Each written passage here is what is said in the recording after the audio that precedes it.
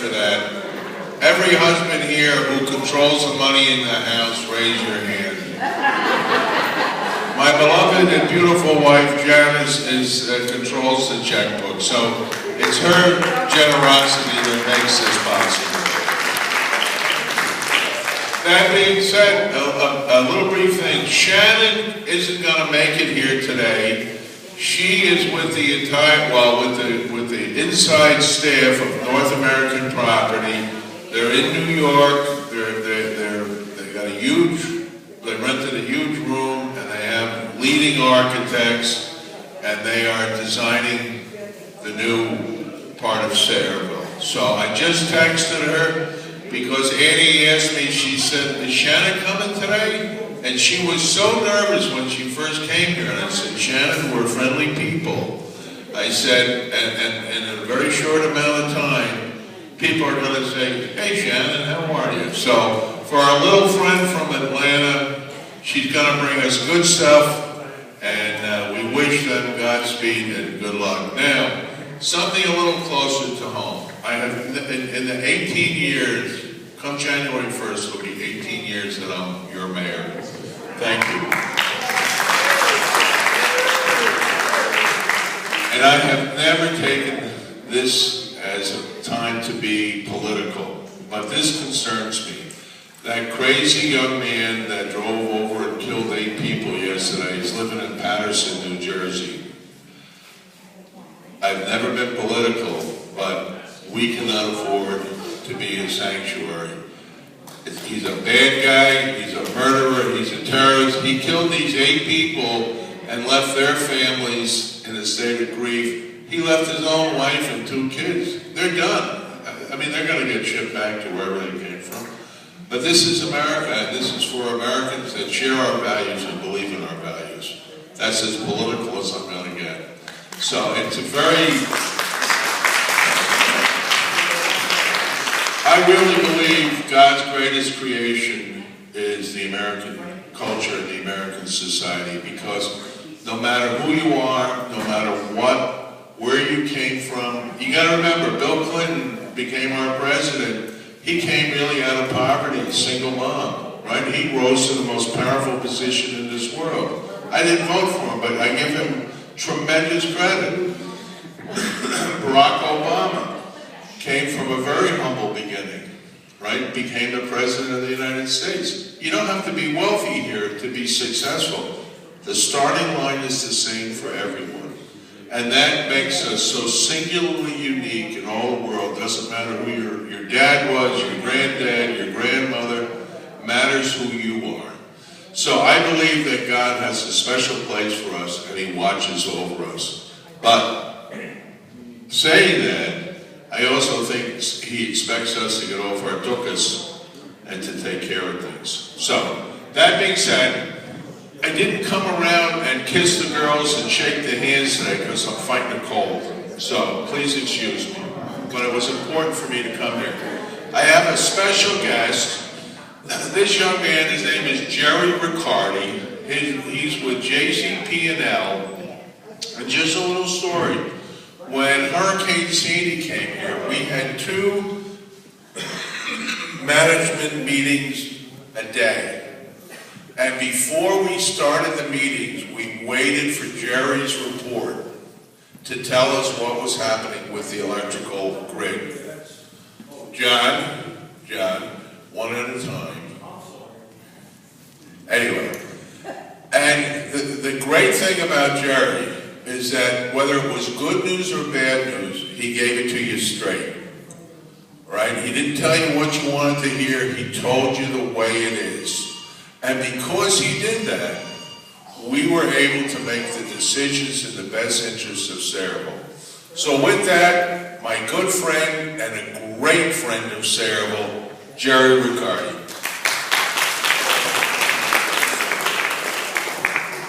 Good morning, everyone. Kennedy, what a great mayor, what a great representative of Sayreville. I mean, look, 18 years, this guy bleeds Sayreville.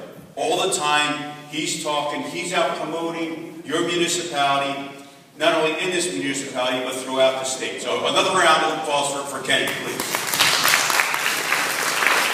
So, I've been with Jersey Central Power and Light 30 years, and what my job is, my title is Area Manager. And I work with 23 municipalities throughout Middlesex, Western Monmouth, and Mercer counties, and I am my company's problem solver. Okay, I work with the mayors and the council members and the administrators. I work with everybody down to the dog catcher to help resolve any questions or problems they might have with my company. So what I figured I'd talk to everybody about today a little bit was how Jersey Central Power and Light prepares for storms, and what you people can do in your homes to prepare for storms also. So first of all, we have different types of storms. You have the blue sky event, which is daylight today, and all of a sudden the thunderstorm comes through, and we get high winds and some lightning strikes, and we have some power outages. Okay? But then we have the other types of storms, usually during hurricane season, where all of a sudden, 2 weeks out, you see a hurricane rolling down the Atlantic, and then all the different meteorologists start coming up with their tracks and where it's going to go. And then eventually, like they did with Hurricane Sandy, about 6-7 days beforehand, it said that that hurricane was going to make a left-hand turn right into New Jersey.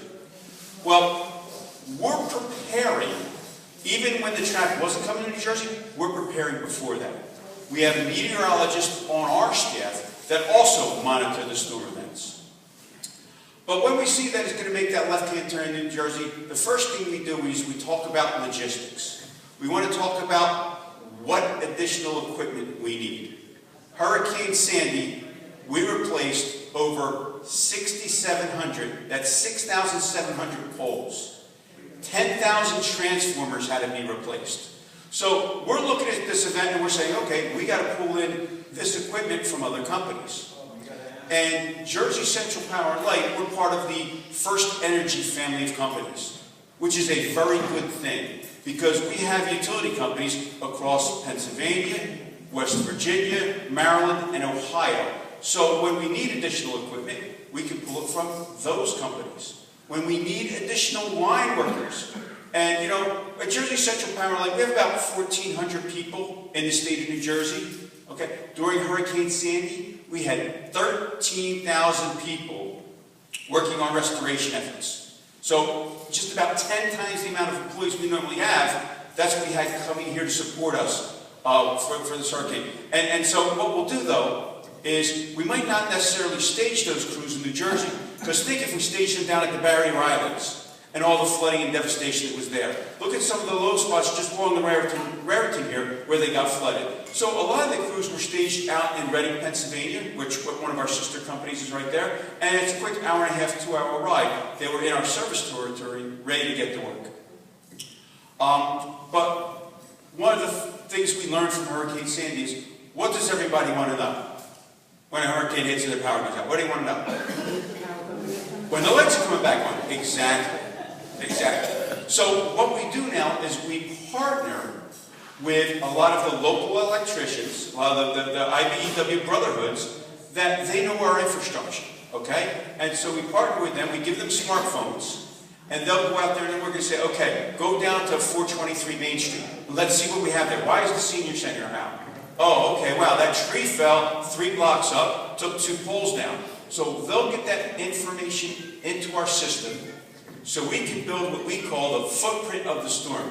So we know what we have to do to get the power restored. And by doing that, we've been tasked by the Board of Public Utilities that after the storm is over, within 48 hours, we will be able to provide accurate ETRs, estimated time of restorations, to all of our residents. So that's just an overview of some of the things we do to get prepared. Now, I have a list here.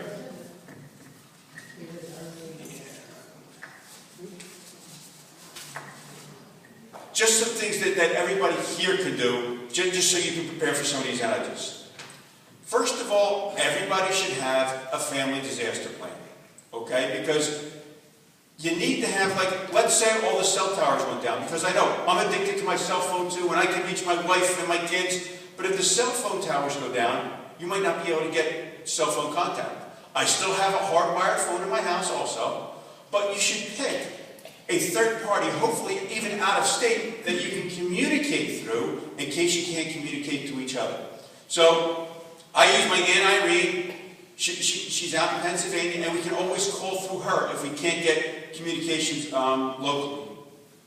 Another thing you should do is pick 2 places to meet your family at. One in your neighborhood, but one outside of your neighborhood, because if trees are down, you can't necessarily get down the roads to get back to your own home. So pick a couple different places where you can meet up with your family to make sure everybody is safe. You should also get some basic training in first aid, because again, during Hurricane Sandy, I think the number was like 35,000 trees were impacted by Hurricane Sandy. So even though you're going to call 911, that ambulance might not be able to get to you for a couple days because the trees have to be removed from the roads and for the ambulance to get to you. So you should have some basic training in first aid. But in your own homes, you should have a disaster supply kit, okay? And again, it's a lot of simple, easy things that you can have nearby. First of all, everybody should have 3 days supply of water, okay? Because again, without water, you become dehydrated. That's one of the first things you need. And secondly, if the power's going to go out, and maybe the pump stations, maybe it's like a Hurricane Sandy and some of the pump stations are out, and you don't have water in your own homes. You can fill your bathtub, if you see it coming, you can fill the bathtub with water, okay? And you can always use that water to dump in your toilet to flush your toilet. Okay, so some other things you can think of. Food that won't spoil.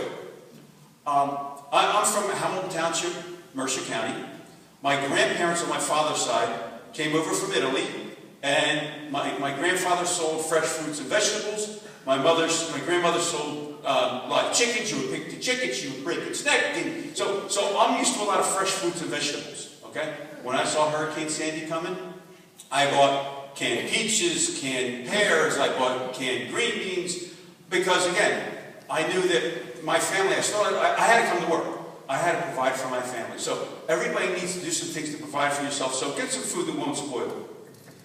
Always have a change of clothing and an extra pair of shoes for everyone.